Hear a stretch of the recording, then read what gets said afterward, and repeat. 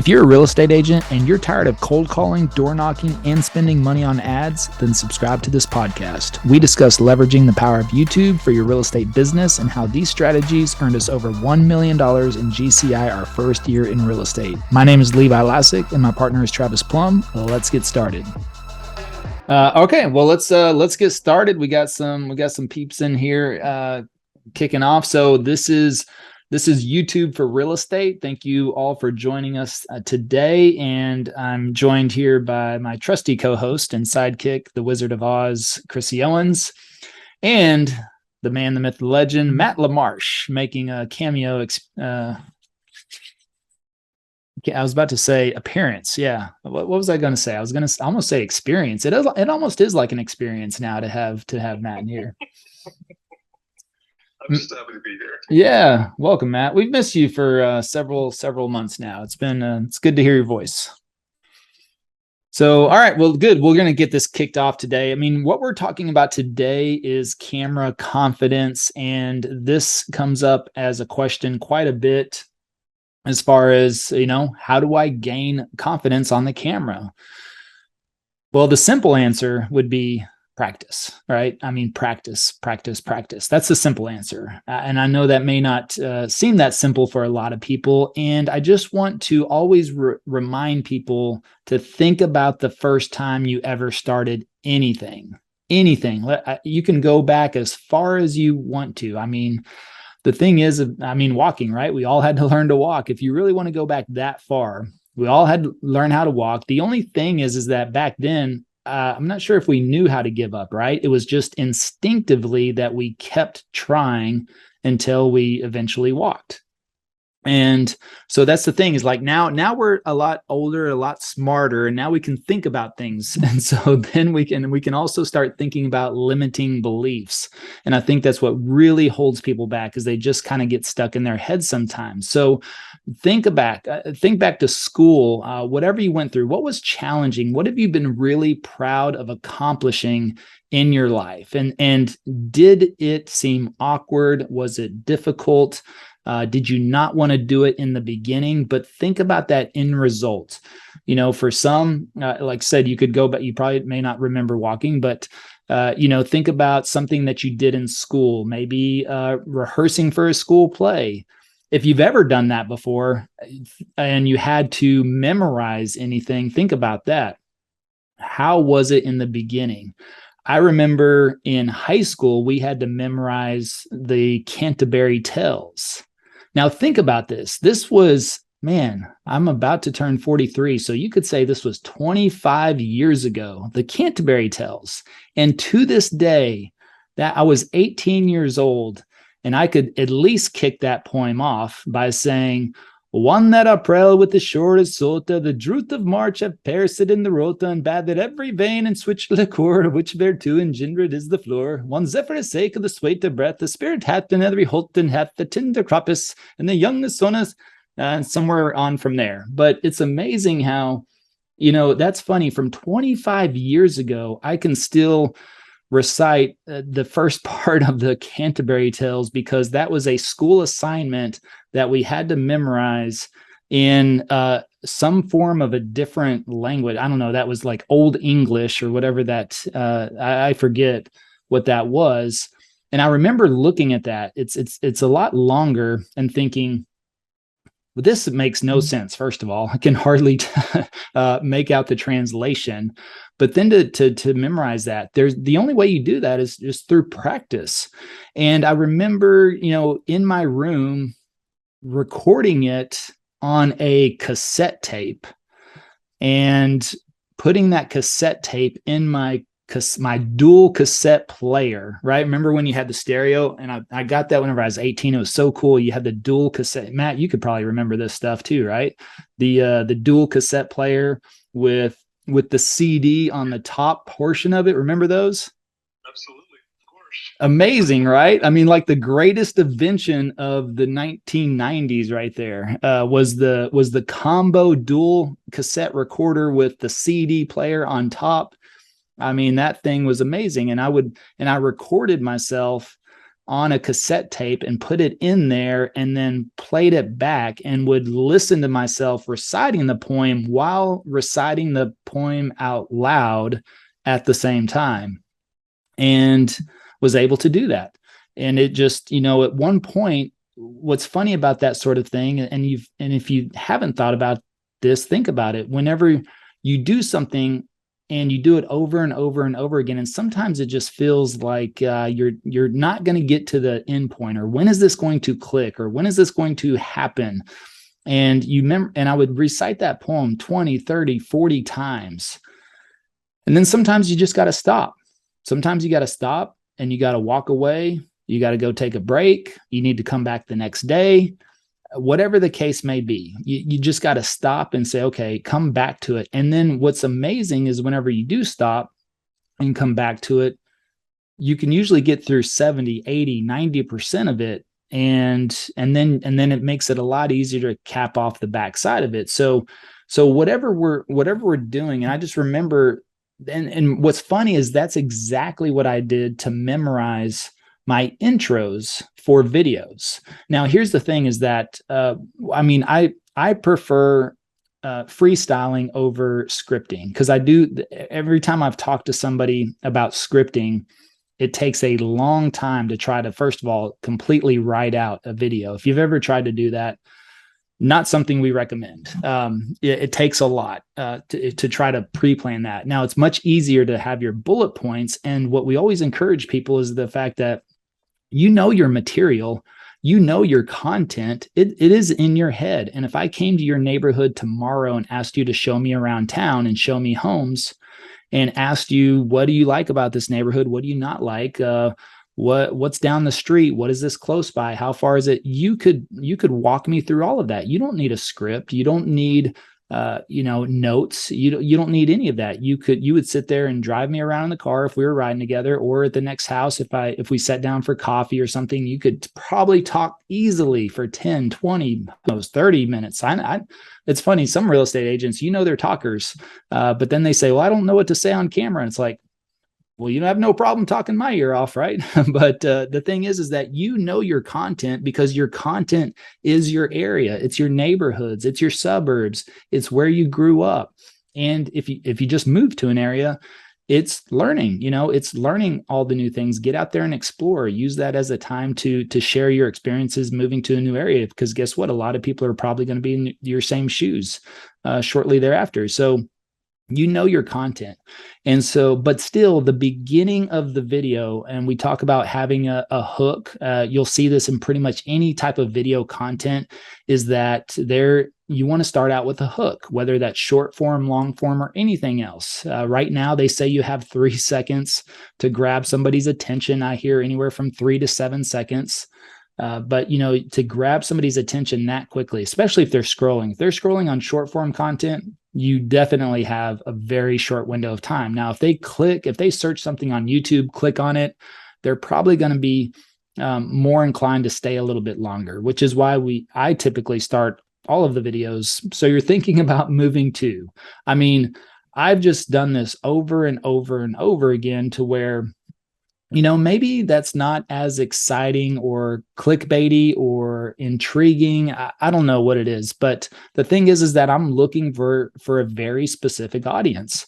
I'm not concerned about virality or 100,000 views. Those are not the metrics I'm looking for. I am literally looking for people that want to make a move. And so if I say you're thinking about moving to Frisco, Texas, I literally want them to shake their head yes or no, whether they're doing it physically or inside of their head, shaking their head yes or no. If they shake their head yes, or they say, yeah, I am thinking about moving to Dallas, then I want them, they'll probably stay on that video because they're probably in research mode. They're probably thinking about making that move and they want to learn more.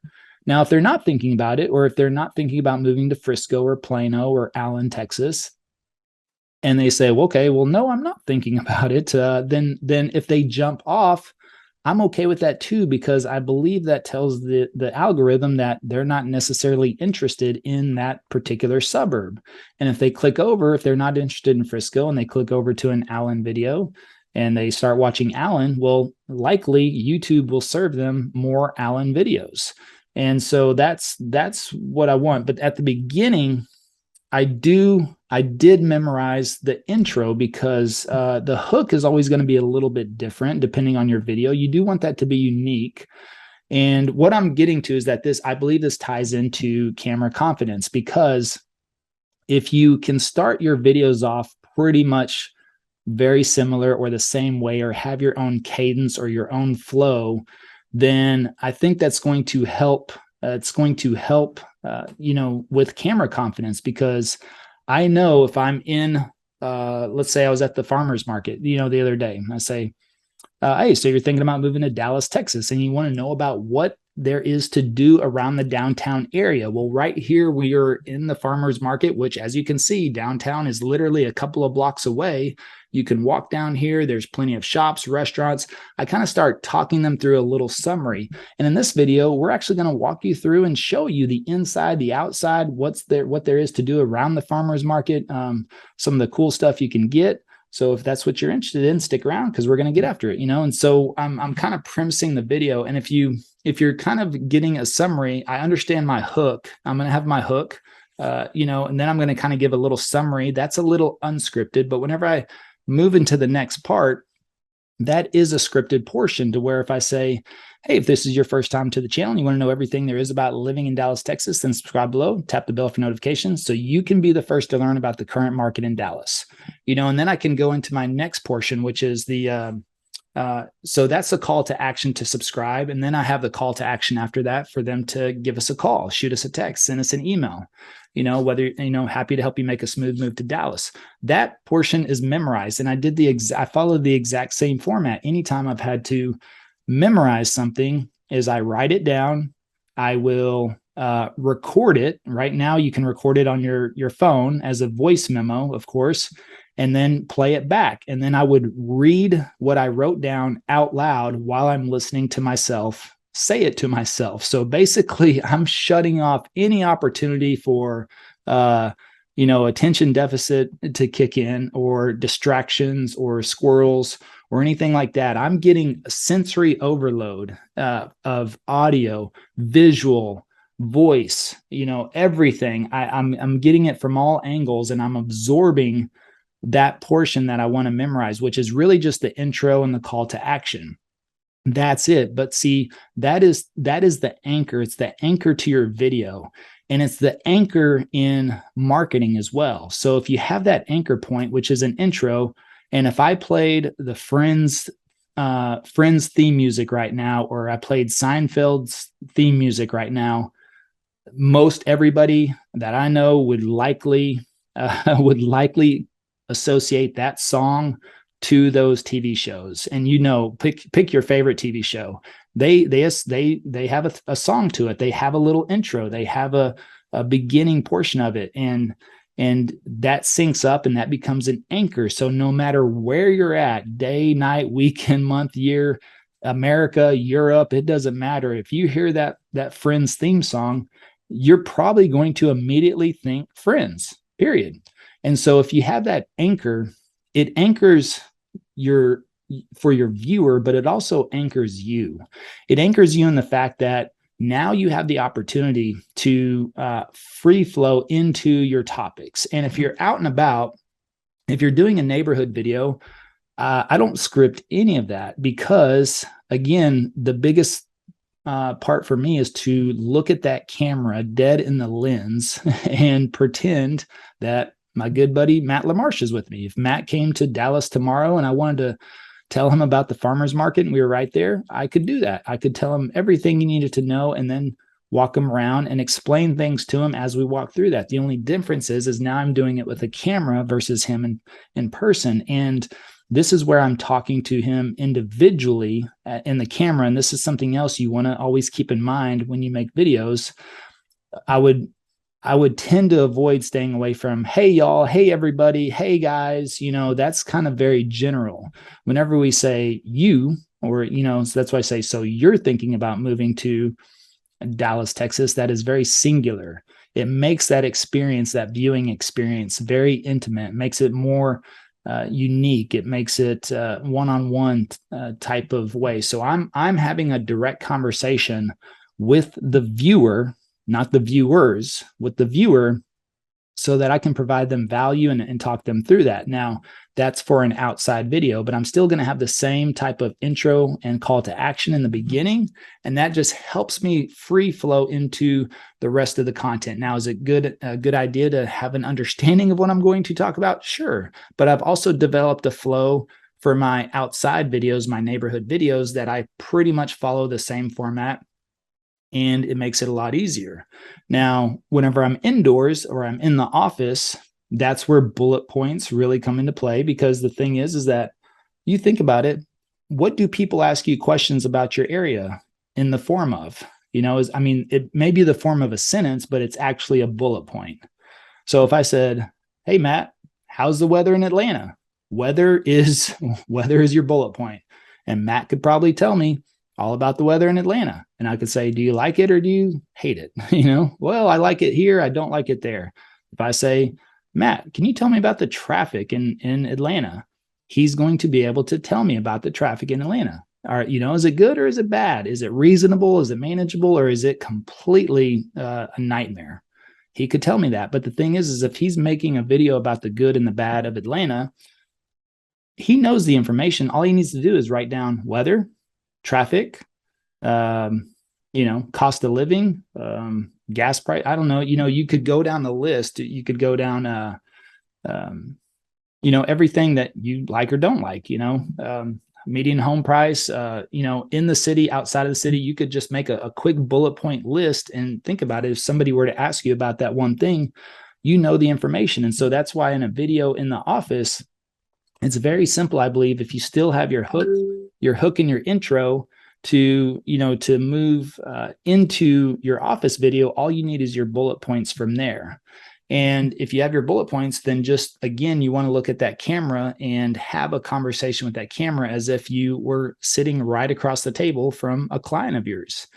But going back to the memorization of just an intro, if you kind of have that, I believe that helps build camera confidence. First of all, you don't feel like you don't know where to start every single video.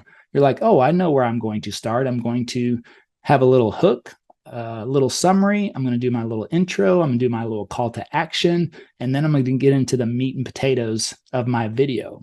And so from there, that gives you a good system, a good flow, and you have that planned out. But if you have your intro and your call to action memorized, that becomes the anchor of your video, not only for the viewer, but for yourself. And it makes it so much easier, in my opinion, to be able to, move forward from there. And then remember, everything can be mostly cleaned up in editing.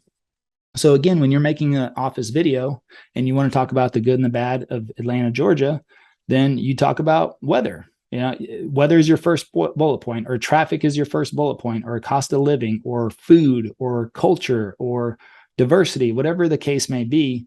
You can have those in there, and then you just stop for a second, look over, okay, my next one. And the main thing is that you also just understand how to start a clip and end a clip. So remember, everything can be edited together. So you could easily say, now the next pro of Atlanta is the food. What I love about the food is that blah, blah, blah. And then you can just end. And if you end, you understand an end point, then that makes it easier to stop, pause, look over, look at your next bullet point, and then start back again. So the next pro we wanted to discuss in this video is, and I probably wouldn't even say that's a little too much wordy, but I would say the next pro of living in Atlanta is, the culture. And what I love about the culture is this. Boom, boom, boom. You talk for 2 or 3 minutes, and then that's it. You stop, you look at your other bullet point, and now you get into the cons. Now we're going to talk about the cons and everything that I really don't like about Atlanta. And then you start off. Ultimately, all that gets pieced together. It all gets edited together, and it makes it a very simple format to flow and follow. And therefore, anybody can make, I believe, easily, a 15, 20-minute video, because that's another thing is most people get camera shy in the beginning because they're thinking, how do I talk for the next 10, 15, 20 minutes continuously? Well, you're not doing that either. A 15-minute video is usually just 5 3-minute videos edited together. And whenever and I say a 3-minute video, it's because you're typically talking about one point for about 2 to 3 minutes. Think about that. If I asked you about weather in your city, could you talk about that for 2 to 3 minutes? If I asked you about traffic in your city, could you talk about that for 2 to 3 minutes? If I asked you about culture in your city, could you talk about that for 2 to 3 minutes? If I asked you about home prices or cost of living, could you talk about that for 2 to 3 minutes? Maybe you could talk a little bit longer, but just give yourself that opportunity to expand on that subject a little bit and keep it to 2 to 3 or 4 minutes. And then at some point you may find it's hard to kind of have a cutoff point to stop talking about it. So that's something else to keep in mind. But otherwise, if you have a good process, develop a good flow, and initially you have to do that on paper. But again, if you practice this, you're going to practice. Just because you practice or record something does not mean it has to be published. Now, the last thing we want you to do is get into analysis paralysis as well and do 100 different takes on a video. But if you record a video or two first without the intention of publishing, you might find that it's a lot better than you expected in the first place, and it may be even worth publishing. Once it gets edited, I can't tell you how many times I've gotten finished filming a video and I just go, well, I don't know. I think that was crap, but but I'm not going to do it again. So I think I made all my points. I'll just have to see. And then whenever it gets edited together and B-roll gets added and transitions get added and text gets added, and then I look back because I do review all my videos and I'll go, oh, actually, that wasn't bad at all. I'm not saying it was perfect and it was the best, but it's definitely publish ready. It's publish worthy.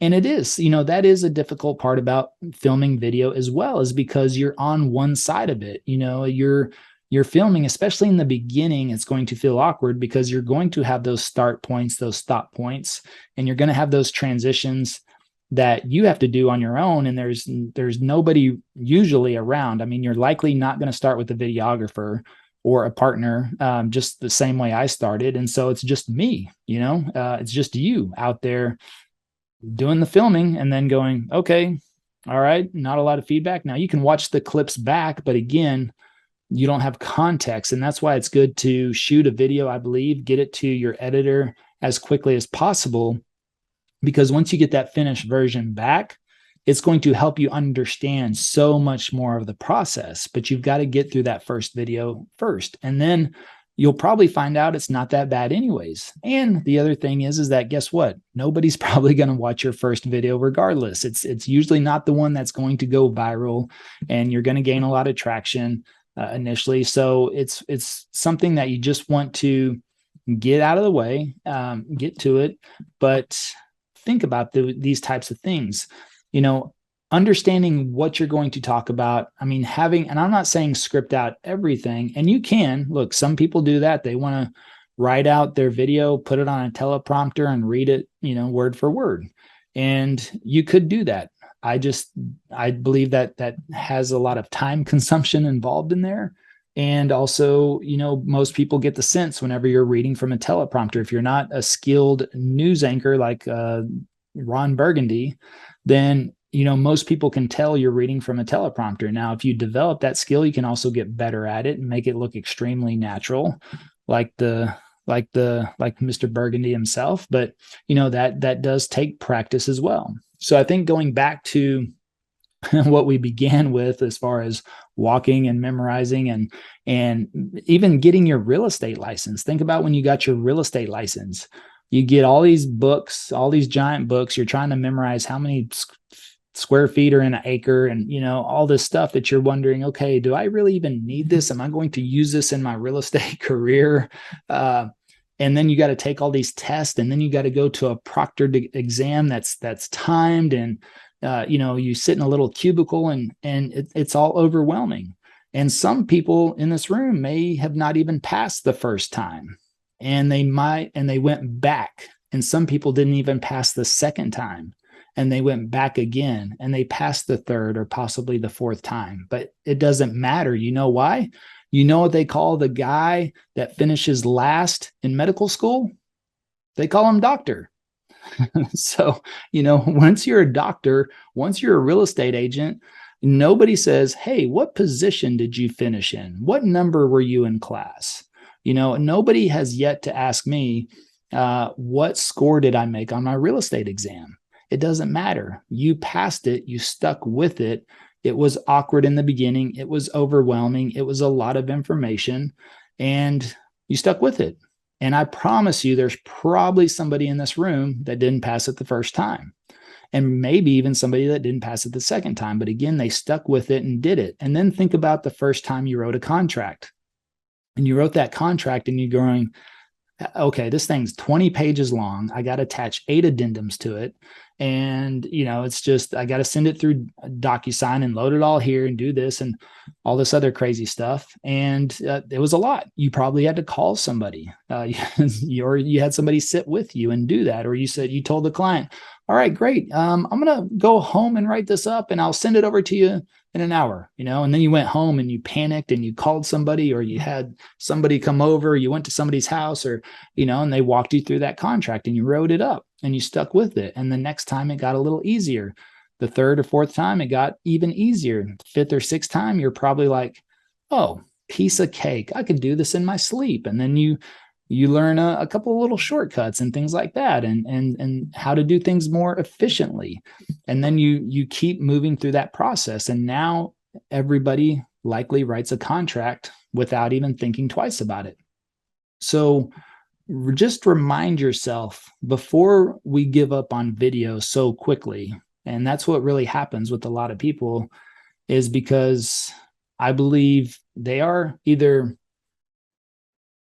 well, I don't know. I just want to say, if you're doing well in your business, or you're comfortable in your business and you're looking to supplement or add to it, or maybe, this is how you plan to start your business, just remind yourself of all those things that started out difficult in the beginning, that started out awkward, and remind yourself, what did you do to get through those situations? How did you manage that? How did you deal with it? What did you do to get better? What methods did you employ? How did you practice?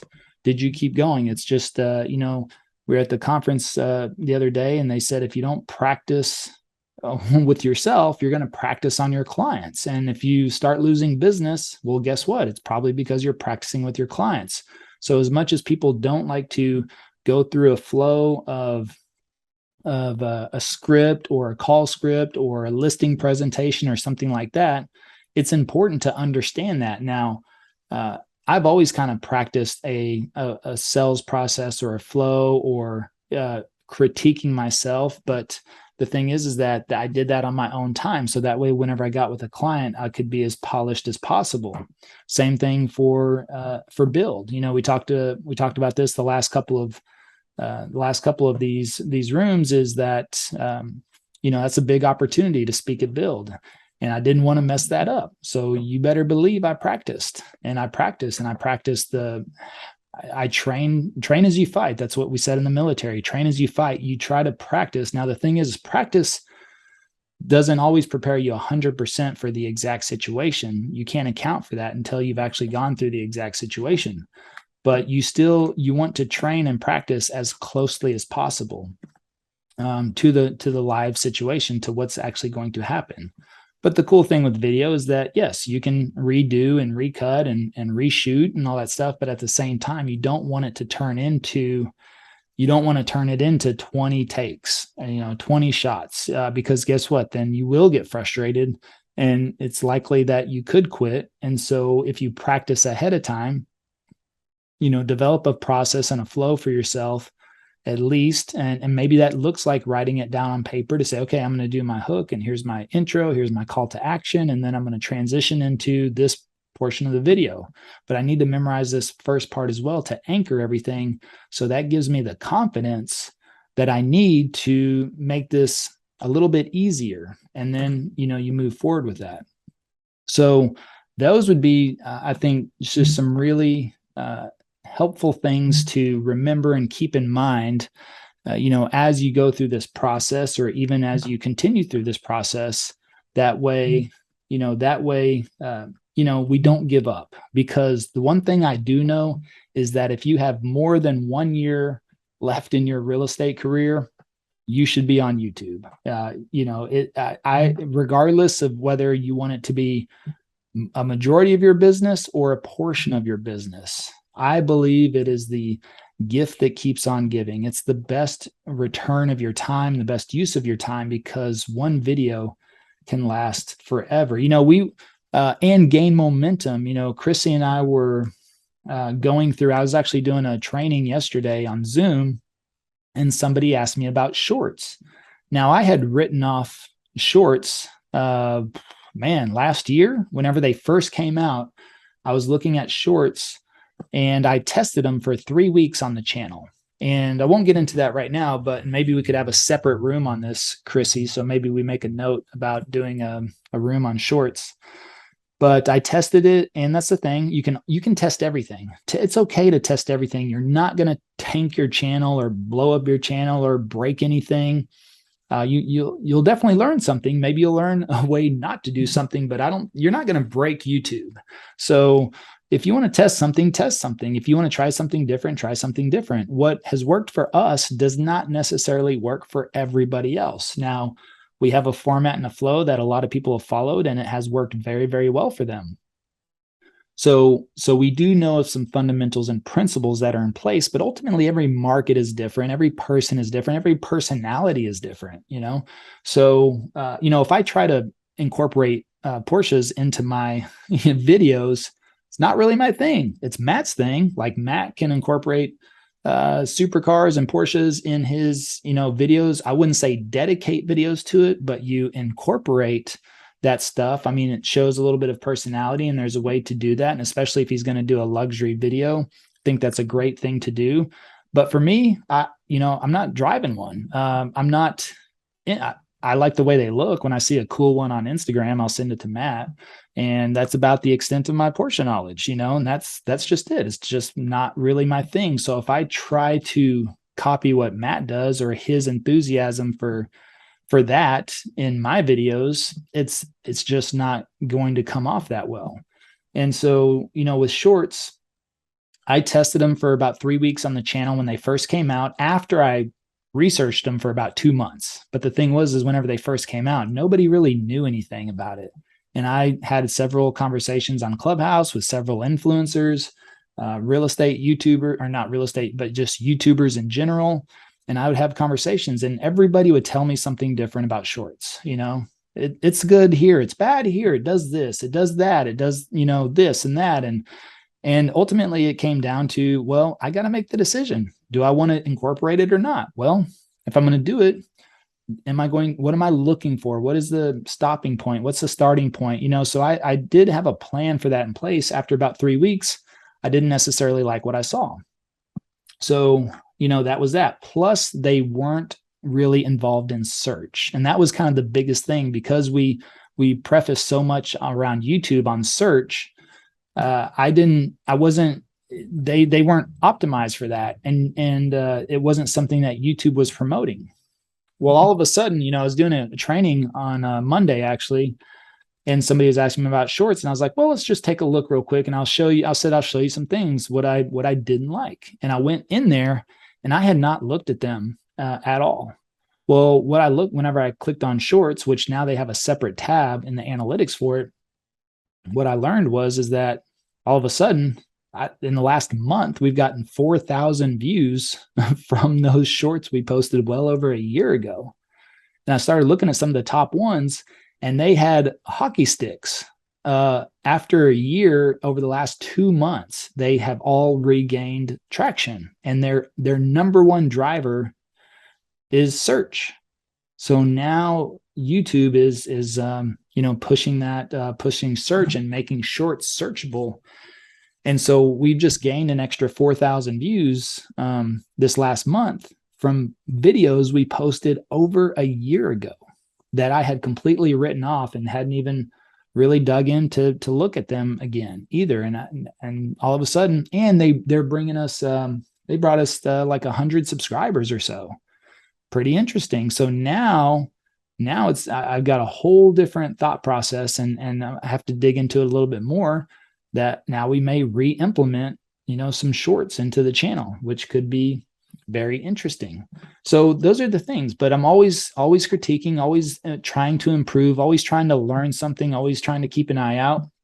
And the great thing is that training I was doing on Zoom for some people, somebody else asked that question and allowed me to find that opportunity of a new way, of somewhere that I, again, just hadn't looked at in a while. So that's kind of my rant for today there. Matt, are you still hanging out, or are you did I lose you? Yeah.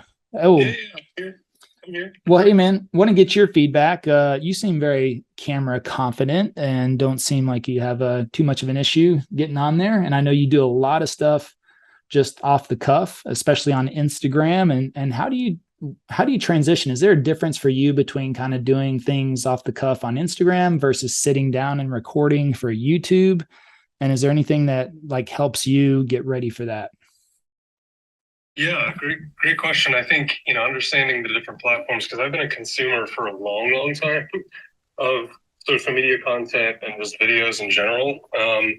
And to me, the interesting thing is that, when you try what works on one on another and it falls pretty flat, you're like, oh, this platform sucks.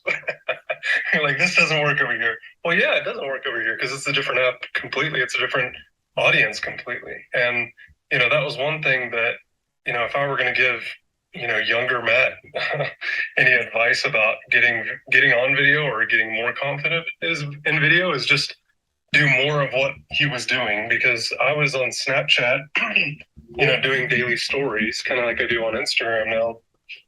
And when people saw the content, like people that I knew, they were like, what are you doing? I'm like, I have no idea. I have no idea what I'm doing here as far as video goes.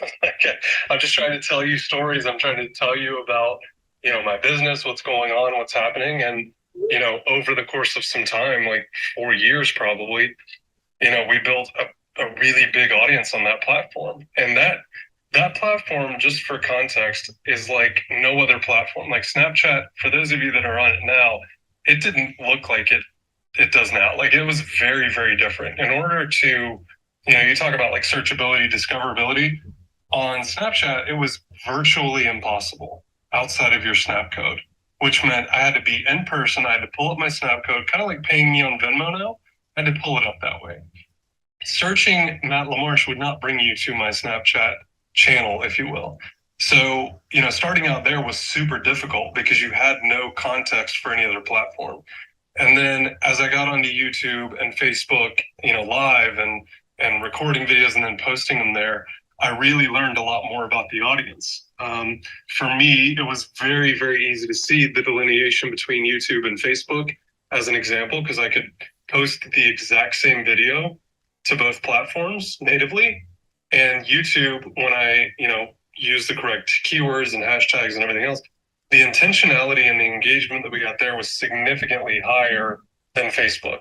People would watch the Facebook video. They would occasionally, give it a like, throw a heart on it, whatever, but they rarely commented. And I think the reason for that is because Facebook is like, I don't know, the original frontier, if you will, of social media. Like I can see when Levi comments on someone's thing, and some people don't want to be known as that person. So there was no commenting going on. There was no form of that engagement. So to kind of draw this back to the beginning of what you asked, I think, getting the confidence or getting any sort of comfort level with it, that's all it is. It is comfort, because none of us are, trained in school, real estate or otherwise, to be on camera. I'm not a professional actor, nor do I play one. And I think the comfort comes from repetition, like over and over and over again. And it's crazy. The reason I documented a lot of my Snapchat stories and converted them into, long form video onto YouTube as like my first probably 150, 200 videos, is because I wanted everyone that heard me in Clubhouse, or everyone that saw me on, Instagram, or that found me via Facebook or any other platform, I wanted to be able to point back to that and go, you think Matt's good at video, huh? Cool. Go look at my very first video. It's atrocious. It's the worst video I've ever done, but yet it's still there. And I still posted it for people to see, because that was like rep number one, And so years later, I think the comfort comes from the repetition. It's not that I've gotten any better. I definitely think with Instagram and with Facebook stories and with some of these platforms that we now have, you do have the ability to really dial in, to your audience and figure out what they like, what they don't like. We talk about CRMs a lot in real estate, and I'm now going through and tagging past clients. I'm tagging, current clients, potential clients for the way that they reacted to an Instagram post. Did they engage with it? Did they say something nice about it? Did they say something not so nice about it? And honestly, that's just more data. It's more information for me on them. And not because I'm, vanity driven by that stuff. I'm talking about like stuff and area of that they have interest. I'm talking about price points. I mean, I'm talking about stuff that is relative to them as one of my potential or past clients. And so for me, I'm using all these different tools to really dial in my audience to understand what's hitting the mark and what's not. And with YouTube, to your point, Levi, the intentionality of YouTube is that I can now go search and find exactly what I'm looking for. And I can watch a 5-minute video on it, or I can watch a 5-hour video on it.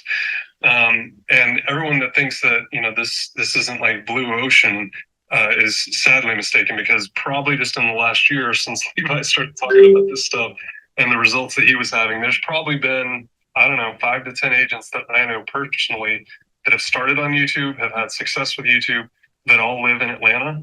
And I've still yet to have one of my clients call and go, yeah, we saw so-and-so's video over here, but we decided to call you. Or we saw your video and we decided to call them. They don't care. That's not how the lead flow works, And I think that lack of abundance mindset really plays with people. And I'm just as guilty of it as well. But it's a super interesting time to be in this industry. And I mean, just what you guys have done with your team on it, but what people on the individual level are having success with is just, it's unbelievable. It's really a great time to not just get into video in general, but start putting in those repetitions. And if you're worried about what people are going to say, I can probably count on one hand how many people were like super critical to my face about my videos. And I know how to handle it. So if anything, you give me confidence just to be able to have, meaningful dialogue with those people more than anything. That's interesting. You've actually had some people give you critical feedback on your YouTube videos? So most of it's been like jokey, like, it's the people that don't understand that, us as real estate agents, we understand a couple of things. In order for us to transact together, to do business together, at some point, you have to see my face a lot. Yeah. Because you don't buy a house every day. You don't buy a house every month, every year. So you have to see me over and over and over again. And I've had people that, when I started with video in real estate, at least back in 2019, literally reach out to me and say, look, we just bought a house like a month ago, but the next one we'll buy with you, or the next one we'll sell with you. And only because of that repetition with stories and with YouTube and with Facebook, because now, and it's funny, we were doing a portrait drive a couple of weeks ago, and this guy came up to me, he's like, man, I feel like you're Matt LaMarsh, the celebrity, blah, blah, blah. I see your videos everywhere, blah, blah, blah, blah, blah. And I'm like, I mean, that's awesome. That's how it should be. Like, that's the feedback that you should be getting. Because even though people have been critical to me about it, it's not, like, I don't take those people seriously. I really don't. I really, really don't. And honestly, if you can put your ego aside and just try to understand the consumer mindset, you'll be so much better off anyway. You won't care what people think. Yeah.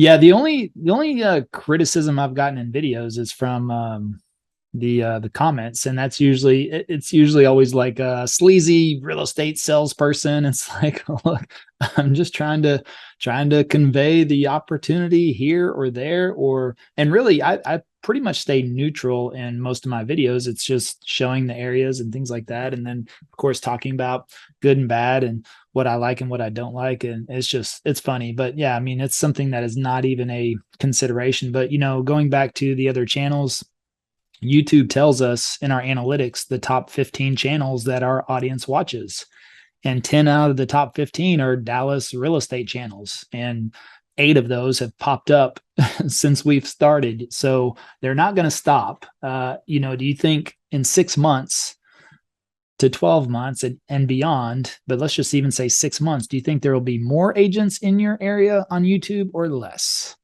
And then do you want to be ahead of them or do you want to be behind them? Or do you, because I know in 6 months or 12 months, you're either going to say, I wish I had, or I'm glad I did. And my viewpoint is, jump the gun, not only try to be sooner rather than later, but more than the other person. So that's volume as well. If there are 2, 3, 4, 5 people in your area, that's not competition. But what are they doing? How many are they posting? Can you outwork them? Can you outpublish them? Those are questions you have to ask yourself. Or are you okay with one video a week and waiting, for that opportunity for it to supplement your business? Maybe you're doing well and you just want to have the presence. I believe you can scale your social media to the amount of volume and business you want to do. So those are the questions you have to do. I want to get to, we got a couple of people up here. So I wanted to get to Abdul. Abdul, if you're there, let me know. I see you here. Did you have a question? If you're still around, or you may just be listening and hanging out. So if anybody else has any questions, feel free to raise your hand, come up on stage. And if not, then actually I've got a hard stop in 11 minutes anyway. So I'm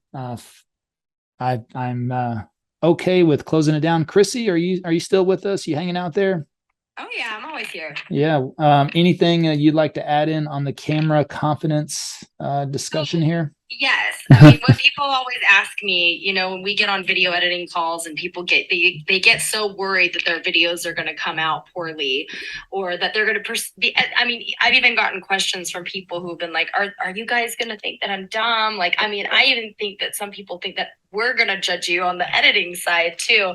And just to let you know, like 2 or 3 things.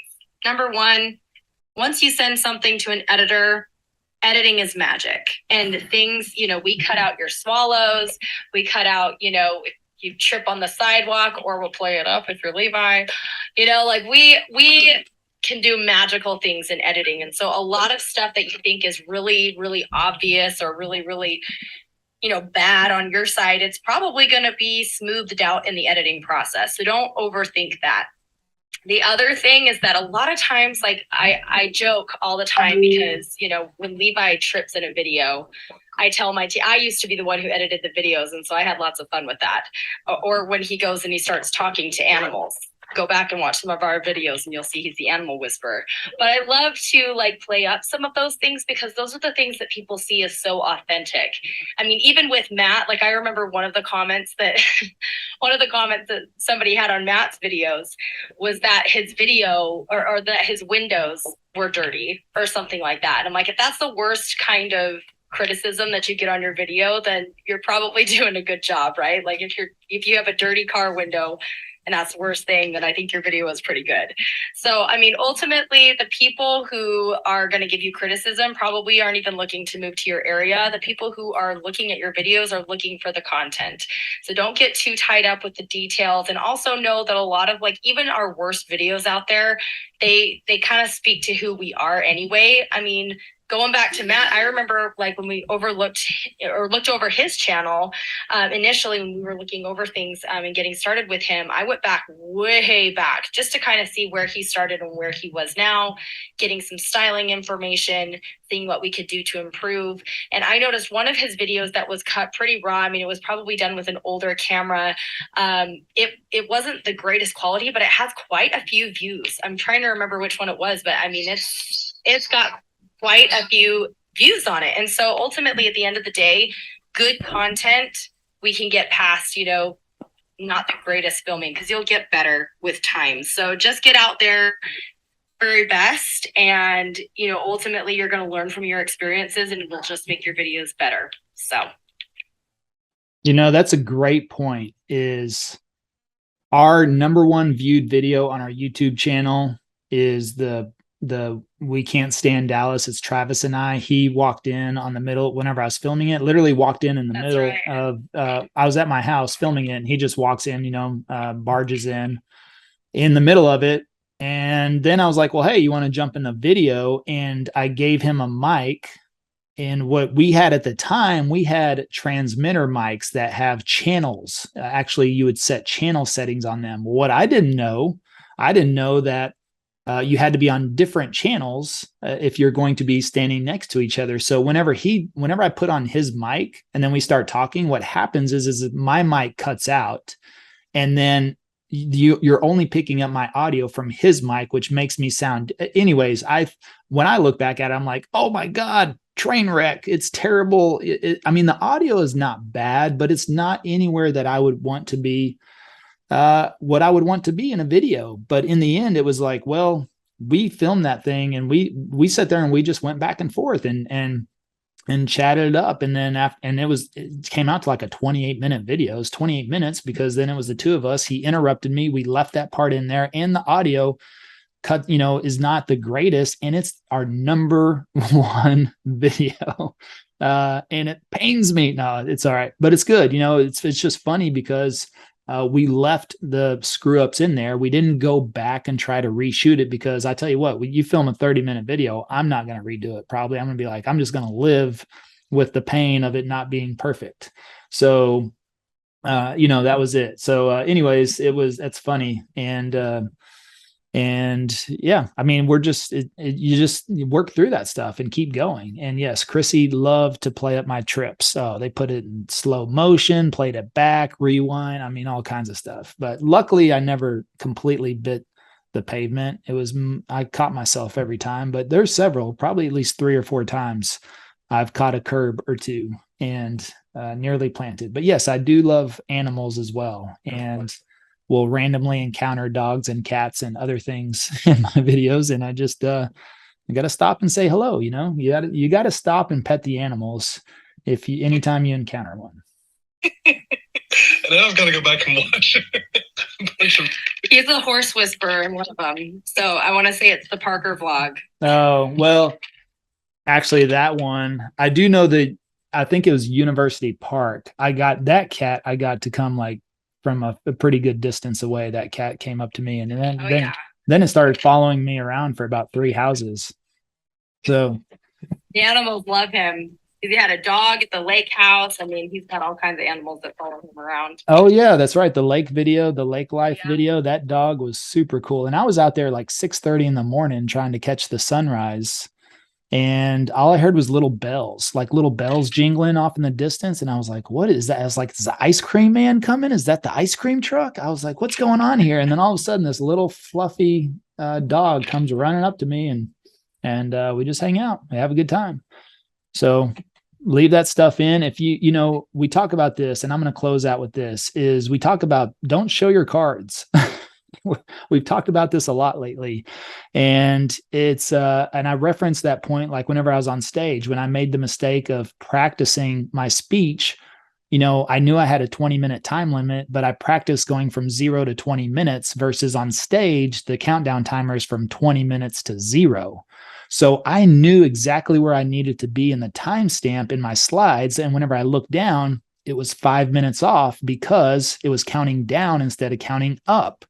Well, that threw me it threw me literally right in the middle of the speech. And I was like, am I 5 minutes ahead? Am I 5 minutes behind? I literally could not compute what had happened. I was like, where did I go wrong? I practiced this so many times, but I just kept going. I was like, well, it is what it is now. And I didn't stop. And especially in front, you don't do that in front of 6,000 agents. I didn't stop and go, oh my God, I'm way behind. Oh my God, I'm way ahead. Oh my God.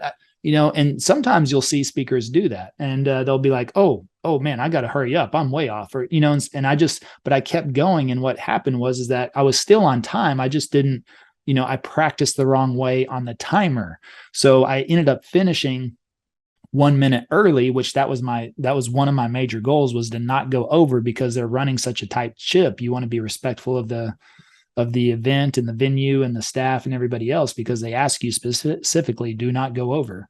So that's what I had to do. So, don't worry about it. I got to cut it off. I got a hard stop. I've got to jump on this call at 11. Matt LaMarsh from Atlanta, Georgia, thank you so much for joining us today. It was great to chop it up. Krissy, thank you. And to everyone else that joined us today, Thank you. Thank you for joining us on today's podcast. If you're interested in partnering with us to access our YouTube course and coaching all for free, schedule a call at 5starstrategycall.com.